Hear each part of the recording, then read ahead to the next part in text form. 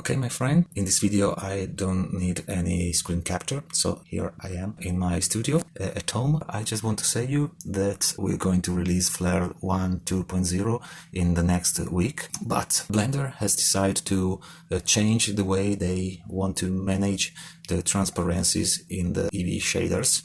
And so we have to adapt to this decision. We didn't know anything about this, but now it's true.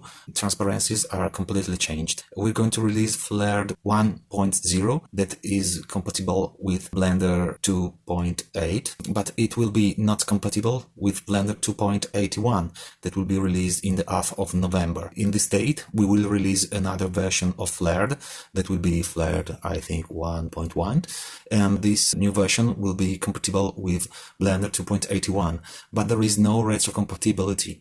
So if you now work with Flare 1.0, pay attention, your project will be not compatible with the version of Blender 2.81. This is not due to our choose, this is due to a choose of the Blender Foundation. We don't have any possibility to change this decision. The good information is that when we will adapt our shader to Blender 2.81, it is possible that our shaders will be compatible with Cycles 2. At the moment it's hard to say, but I think that Cycles will be near with this new approach.